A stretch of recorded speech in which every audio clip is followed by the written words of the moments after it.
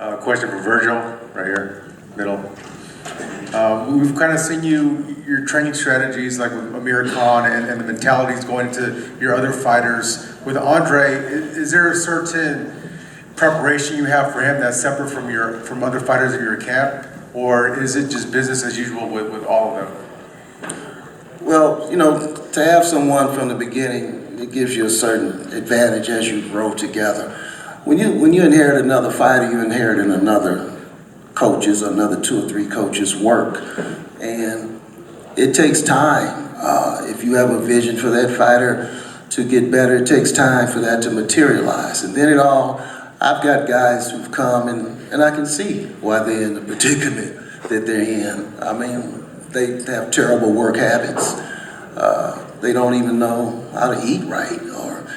I've seen a couple of fighters, I was shocked that they got as far as they got, you know, without the discipline, without the structure. So I try to impart that. The hardest job is to take another fighter that's been on top and then to try to, if he has a loss and he makes a change and he comes to you, is to try to get him back on the winning trail. And so you have to troubleshoot. You have to look for the little things first that he wasn't doing and bring that into focus. And then also bring the physical part of it into focus. So, but with Andre, it was an advantage to have him at 9. It's just like I just put a super heavyweight on the Olympic team with 9 fights. And he went to the last tournament and didn't qualify the weight because the experience factor. But the fact was that he started from scratch, from the root to the fruit.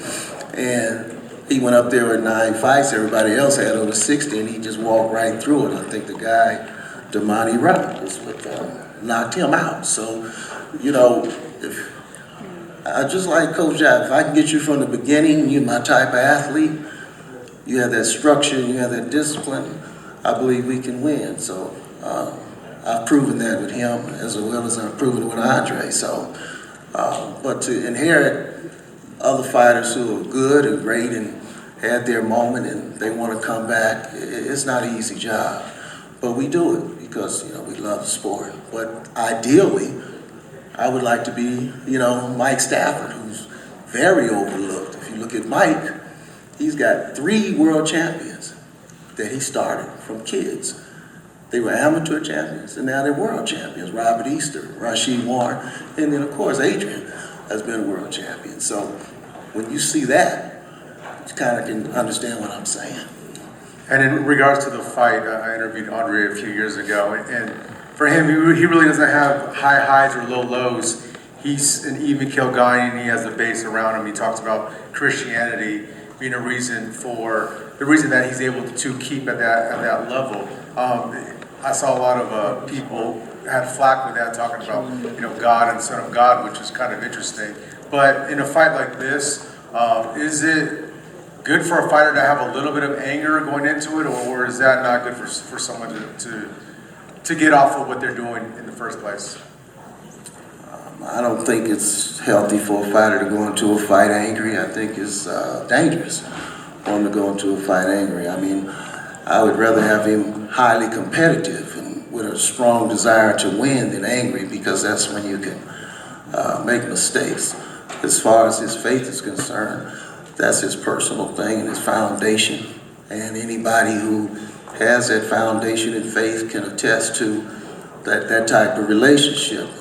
If anybody comments on it that does not have a knowledge of the Word of God or does not have a knowledge of their personal relationship, then they wouldn't understand anyway, and it almost would be ridiculing the person for whatever personal reason that you might have for him.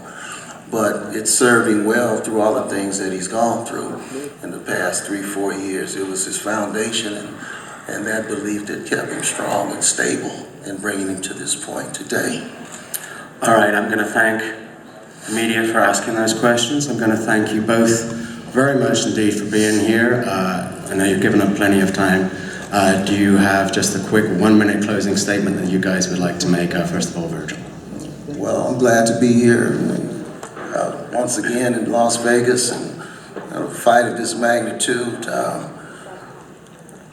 I think we'll do better than most people anticipate. I've read a lot of articles where they doomed the success of the fight as far as viewership is concerned before it happened, which I think is unfair to the fighters. Instead of just getting behind them and drumming it up, you know, the negativity continuously exists, but I guess it's part of the sport.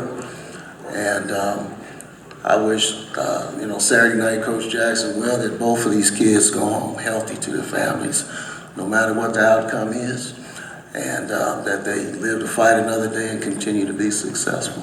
John David?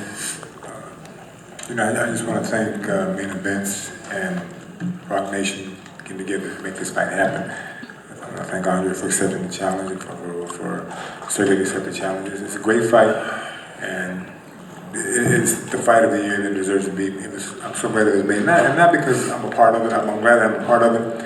But for me, it's the fans deserve to see fights like this. And there's so many few that aren't made. So few fights that are ever made like this. And they're both at the prime of their careers, and they're two of the best fighters in boxing today. You know, whether it's for pound or whatever, they're just the best. You know, to get that mythical title, there are two fighters that step in to fight one another. And in today's boxing, it's a rare thing. They don't do it enough. And I'm not going to blame the fighters. There's a lot more that goes into it than just the fighters not wanting to fight each other. But I love this fight. Like I said, once I start watching Virgil and Andre together, I'm going for great appreciation of the team. And it makes me strive even harder with Sergey to make sure that we have all our ducks in a row lined up for this fight, because it's going to be a very good fight, a very strategical, hard-fought fight. And I just look forward to the challenge that they bring to the table. So I just want everybody to put the word out to buy it, to see it, however you got to do it, because it's going to be a truly great fight. How great it's going to be, only those two will make that determination. But on paper, it's a very good fight.